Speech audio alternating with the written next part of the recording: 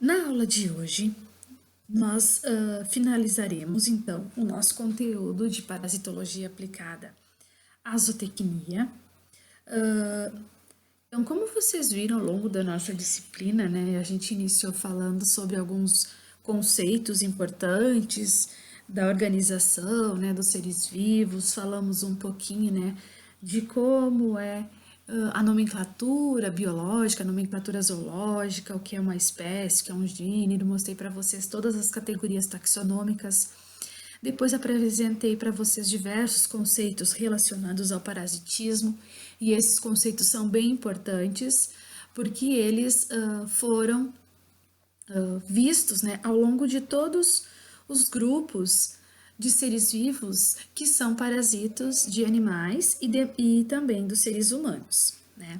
Nós vimos então característica dos protozoários, nós vimos também um pouco sobre os plateumintos, sobre os vermes do filo Nematoda, e agora então nós estamos trabalhando o conteúdo sobre o filo Artrópoda, sendo que nas últimas aulas então a gente vem mostrando, né, para vocês algumas características dos insetos, né? E dentro dos insetos, mostrando para vocês aqueles insetos que são transmissores, né, que são vetores, ou que são ectoparasitos de animais, como eu mostrei, né, para vocês na aula anterior, alguns exemplos de mosquitos, e também mostrei para algumas moscas, né? Na aula de hoje, então, nós vamos continuar falando um pouquinho dos insetos da ordem Diptera, infraordem Muscomorpha, família Mucidae, que é a família que inclui a mosca doméstica, né? Aquela mosca que habita residências na zona urbana e rural. Aquela mosca comum a todos nós, né? Essas moscas, quando adultas, elas têm um aparelho bucal lambedor ou picador sugador, tá? Então, elas se alimentam de qualquer alimento de origem animal, vegetal, qualquer produto que seja açucarado ou produtos de origem animal como fezes, urina, suor, catarro, o sangue. E as larvas dessas moscas, elas vivem em matéria orgânica em decomposição, ou seja, geralmente, né, em animal ou vegetal em decomposição. Então, essa mosca, a musca doméstica, ela é uma frequentadora, então, habitual das nossas residências, tanto na zona urbana quanto rural. Ela é uma mosca, então, que tem por hábito invadir chiqueiros, galinheiros, currais, estrebarias, enfim. Elas vivem em todos os tipos de ambientes, sejam ambientes naturais, quanto ambientes habitados tanto por seres humanos quanto por animais. Como eu já comentei, é uma mosca então que se alimenta de substâncias animais e vegetais, principalmente as açucaradas, e ela se alimenta de produtos, né, de origem animal, como fezes, urina, suor, catarro, pus e sangue. Tá? As moscas domésticas, elas antes de ingerir o alimento, elas depositam uma gota de saliva sobre o mesmo para amolecê-lo e em seguida o absorvem. E é geralmente, né, nesse momento em que elas depositam essa gota de saliva, é que elas podem muitas vezes acabar sendo as transmissoras de algum patógeno para os animais e também, né, para nós seres humanos. As moscas, elas se alimentam constantemente e defecam a intervalos frequentes de 5 minutos, né? Então, no momento em que elas estão se alimentando, elas estão evacuando, estão comendo e estão evacuando. Tá? Geralmente, pessoal, as moscas também, elas se alimentam, tá? E essa gota de saliva que elas colocam e a regurgitação dos alimentos e a deposição das fezes deixam marcas características em paredes, fios, espelhos e móveis, né? Quem nunca percebeu, principalmente as mulheres, né? Aqueles pontinhos pretos que a gente observa às vezes em lâmpadas, em espelhos, em móveis. Aqueles pontinhos pretos nada mais são do que a regurgitação de alimento ou as fezes das moscas, certo? A mosca doméstica, então, ela é vetora, então ela é transmissora de diversos patógenos, não somente para nós seres humanos, como para os demais animais.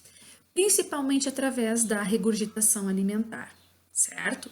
Então, como eu comentei com vocês, no momento em que elas colocam uma gota de saliva para amolecer o alimento, elas acabam então fazendo, né? Acabam contaminando o alimento com algum tipo de patógeno ou até mesmo o animal.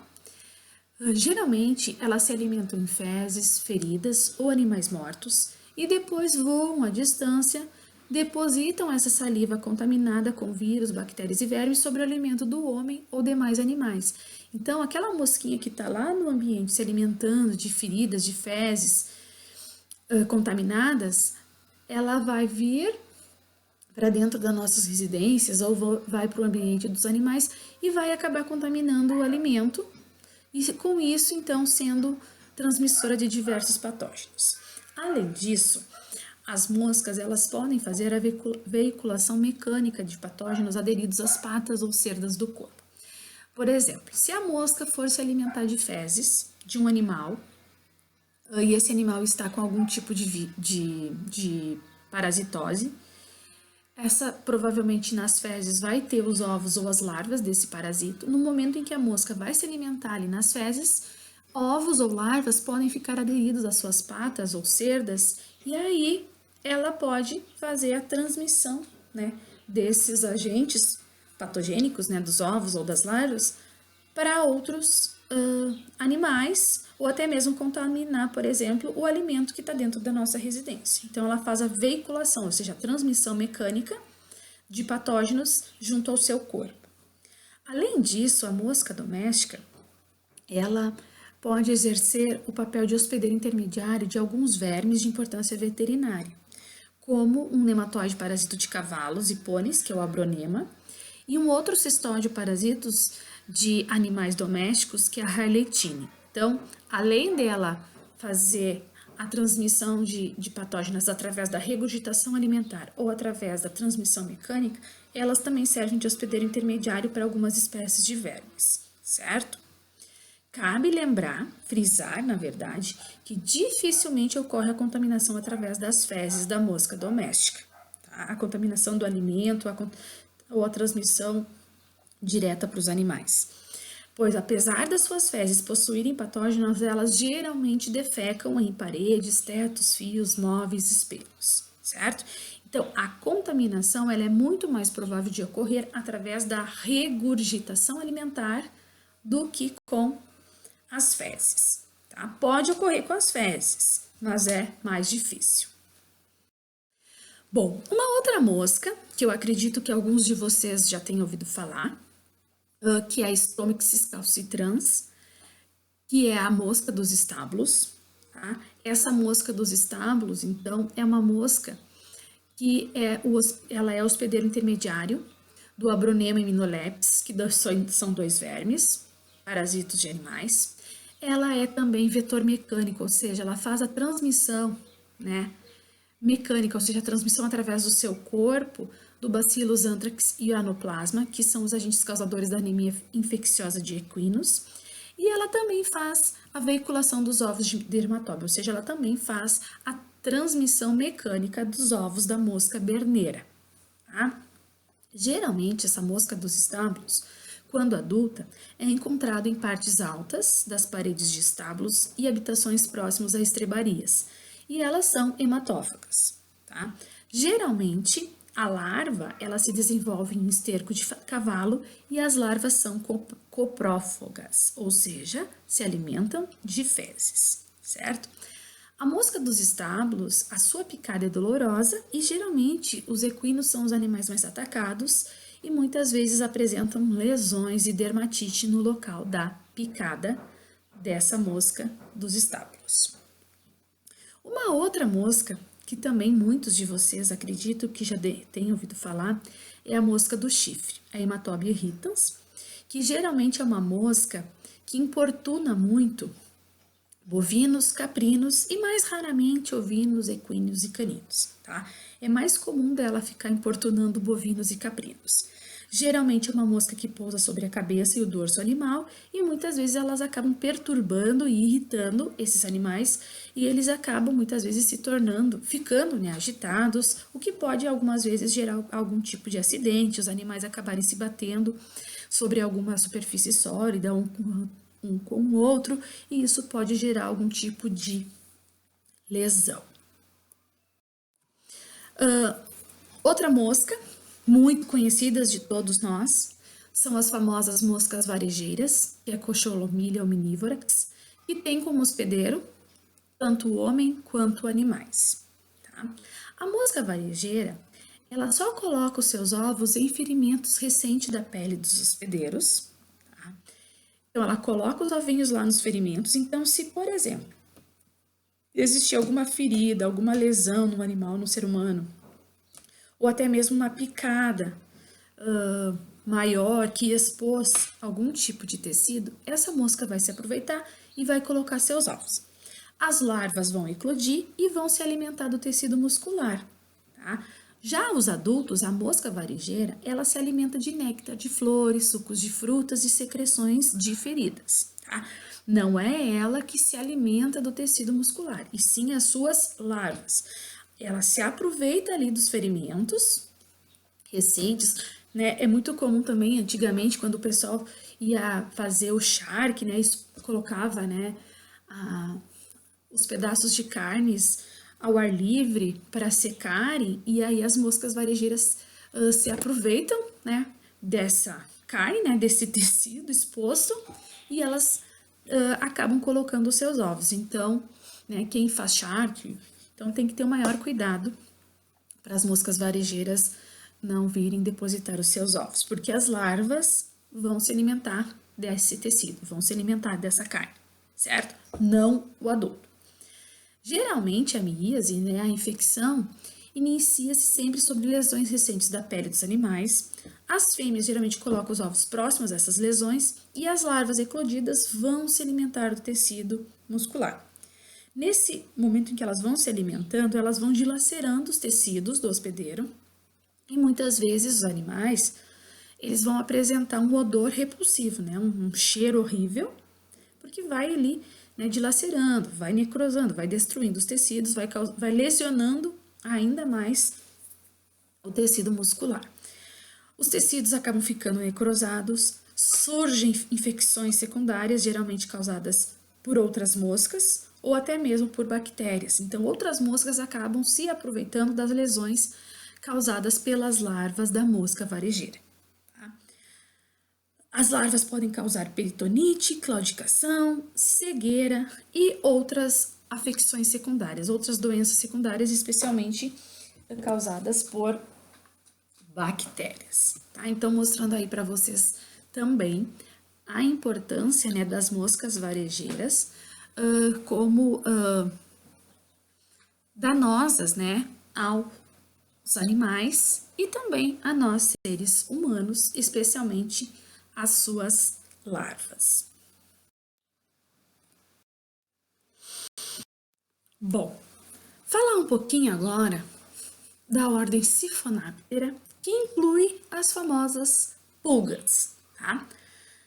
Nós temos, então, 2.400 espécies descritas, então nós temos 2.400 tipos, né, espécies diferentes de pulgas, tá? São insetos muito pequenos, não apresentam asas, tá? É uma característica das pulgas, e elas apresentam as antenas muito curtas, tá?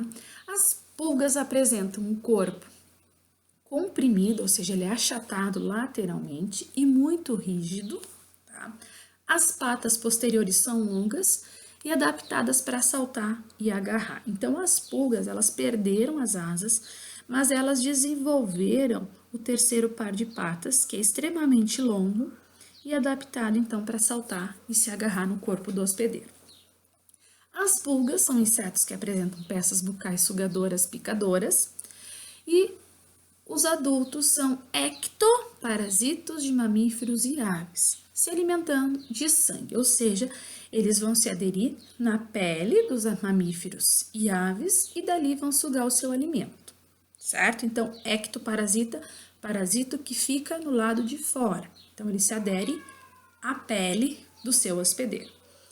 As pulgas, elas causam desconforto, né, ao homem também e aos demais animais domésticos, além de problemas de saúde, né? As pulgas, elas podem causar dermatites alérgicas, elas podem transmitir viroses, elas podem fazer a transmissão de vermes e, além disso, também transmitir doenças causadas por bactérias, como, por exemplo, a peste bubônica, a tularemia e a salmonelose.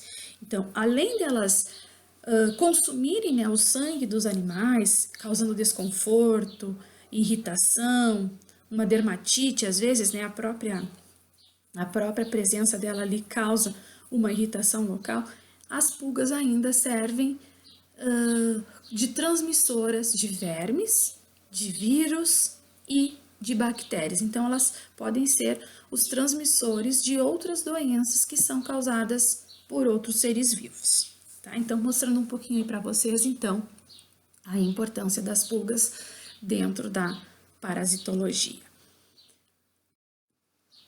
As pulgas, então, elas podem atuar como ectoparasitos, tá? Elas são agentes esfoliadoras sanguíneos, então elas se alimentam do sangue, elas são hematófagas, elas provocam irritação da pele devido à picada, ocasionando a dermatite e reações alérgicas, tá? Com isso, elas acabam causando lesões cutâneas, né, lesões na pele, nos locais de parasitismo, especialmente, então, por Tunga penetrans, que é o bicho de pé, e, além disso, com a possível veiculação mecânica do tétano. Ou seja, as pulgas, elas também podem fazer a transmissão mecânica da bactéria causadora do tétano, de gangrenas gasosas e de esporos de fungos. Então, além das pulgas causarem essas lesões, elas ainda podem transmitir, como eu falei, diversos tipos de vírus, de vermes, além disso, de bactérias e também de fungos. As pulgas, elas atuam então também como transmissores ou vetores de vírus, principalmente vírus que são agentes da mixomatose em coelhos. Além disso, também são transmissores de doenças bacterianas, como as transmissoras do agente da peste bubônica, do agente da tularemia, da salmonelose, tifo murino, agente da rickettsiose e transmissão mecânica do calazar canino, né, da leishmaniose tegumentar ou, né, leishmaniose visceral em cães. Tá? Então, as pulgas aí, elas acabam tendo uma grande importância na parasitologia pelo fato de elas serem ectoparasitas e, além disso, serem transmissoras ou vetoras de diversos patógenos, dentre eles vírus, bactérias e também vermes. E, além disso, as pulgas também podem atuar como hospedeiros intermediários de protozoários, como, por exemplo, o Trypanosoma olivese, e também de alguns vermes plateumintos da classe Cestoda, que é o Dipylidium canino, o Hymenoptera nana e o Hymenoptera diminuta, tá? Que são 3 vermes cistódios que causam uma infecção intestinal nos animais. E, além disso, as pulgas, elas podem também ser hospedeiros intermediários de vermes cilíndricos do filo Nematoda, que é Diptelonema recondito, que é o verme filarial, que geralmente se desenvolve em cães e também é hospedeiro intermediário da Gyrofilaria e mites. Então, mostrando para vocês aí a importância das pulgas dentro da parasitologia pelo fato de elas serem ectoparasitas de animais, são transmissoras ou vetoras de diversos patógenos e, além disso, elas ainda servem como hospedeiro intermediários de alguns protozoários e alguns vermes, cestódios e nematóides. Aqui nós temos, então, algumas pulgas ectoparasitas de animais. Tá? Então, aqui nós temos diversas espécies de pulgas, hospedeiras de suínos, caninos, do homem, Nós temos também pulgas que são parasitos de aves domésticas e selvagens, de cães, felinos, equinos e bovinos. Tá?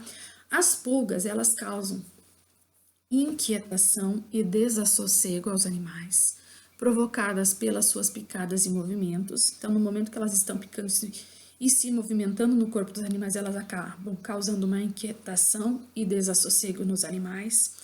Os animais parasitados, eles vão se coçar, vão se esfregar em objetos sólidos, mordem a pele com o intuito de se livrar das pulgas, produzindo então escarificações cutâneas que podem servir para invasão bacteriana, ou seja, o ato deles se esfregarem em objetos sólidos, de acabarem se mordendo, acaba lesionando ainda mais a pele, né, causando aí lesões mais maiores, o que vai acabar servindo de porta de entrada para outros agentes, especialmente bactérias.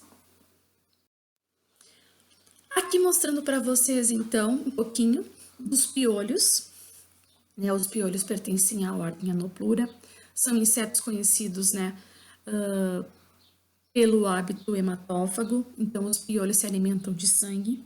Os piolhos, eles não possuem asas, possuem antenas curtas, o corpo é achatado dorso-ventralmente, ou seja, eles são achatados no sentido das costas para a barriga, né? Diferente das pulgas que são achatadas lateralmente. Tá? E o corpo dos piolhos é expansivo, então ele pode aumentar de volume. Então, no momento em que o piolho está se alimentando, ele vai esticando a parede do seu corpo, ele vai ficando gordinho. Né? Alguns piolhos, eles transmitem doenças para os seres humanos e muitos deles são ectoparasitos de aves e mamíferos e eles passam toda a vida no hospedeiro, tá? Diferente das pulgas, tá? Então, os piolhos, eles são parasitos que a gente chama de autoheteroxínico. Eles ficam todo o ciclo de vida no hospedeiro, tá? E todas as fases se alimentam de sangue. Nós temos o piolho capilar, que vai atacar o couro cabeludo. Nós temos o piolho corporal, que é o Pediculus humanus corporis, que vive em roupas de cama, e, né, principalmente quando os hábitos de higiene são muito precários. Né? E nós temos também o piolho chato, o Pictyrus pubis, que é aquele piolhozinho que vive lá na região íntima, né? Lá nos pelos púbicos ao redor da virilha. Tá? Então, aqui 3 espécies de piolhos que são, né, muitas vezes, ectoparasitos aqui de seres humanos, né? O Pediculus humanus captis, o humanus corporis e o Pictyrus pubis. E aqui nós temos algumas espécies de piolhos que são ectoparasitos de animais, tá? Pessoal, aqui eu não quero, vocês não precisam decorar nenhum desses nomes, tá? Eu só trouxe aqui para vocês terem uma ideia que nós temos piolhos que são ectoparasitos de suínos, de bovinos, de equinos, de caninos, caprinos e do homem também, tá? Então, os piolhos aí, ectoparasitos de animais, causando aí diversos danos, né? Especialmente irritação, coceira, né? E todo o ciclo se completa dentro do corpo de um único hospedeiro. Dentro não, né? Sobre a pele de um único hospedeiro. Então, eles passam desde a fase de ovo, né? Depois vem a larva, que é a lêndia, e o adulto no mesmo hospedeiro. Nós temos também os piolhos mastigadores, né? Ou chamados de falso piolho, que são ectoparasitos permanentes de aves e mamíferos. Também tem o corpo achatado dorso-ventralmente, peças bucais mastigadoras, não tem asas e pernas curtas. Geralmente os piolhos mastigadores, eles causam uma debilidade e má aparência em decorrência da irritação que estes piolhos causam nos animais parasitados. Os animais parasitados ficam inquietos, não se alimentando e nem repousando adequadamente. Então, eles ficam irritados. Então, com isso, os animais se agitam, ficam inquietos e acabam, muitas vezes, não se alimentando. Esses animais parasitados, por esses piolhos mastigadores, eles têm o hábito de se coçar com as patas e a boca ou se roçar contra objetos sólidos para se livrar dos piolhos. Então, a tendência é os animais parasitados perderem penas e pelos e com isso surgem, né, lesões na pele. Tá? Então, além do dano causado pelo piolho propriamente dito, o animal ainda ele se coça ou se roça sobre alguma superfície e ele acaba perdendo pena ou pelo e aí surgem lesões maiores na pele. E aqui a famosa barata. A barata ela faz a transmissão mecânica de patógenos. Então, a barata, no momento em que ela vai se alimentar de algumas fezes, né? Essas fezes podem estar contaminadas com algum tipo de patógeno, ou ovo, ou larva, ou até mesmo um vírus, uma bactéria. E quando ela vem para dentro da nossa casa, ou vai se alimentar, por exemplo, na ração de algum animal, elas acabam fazendo a transmissão mecânica de algum agente patogênico, seja vírus, bactérias ou algum tipo de vermes, tá? Que ficam aderidos às suas patas e às cerdas do corpo. Então, a barata aí tendo um papel também bem importante como um agente transmissor mecânico de diversos patógenos, não somente para nós seres humanos, para também outros animais, especialmente animais domésticos.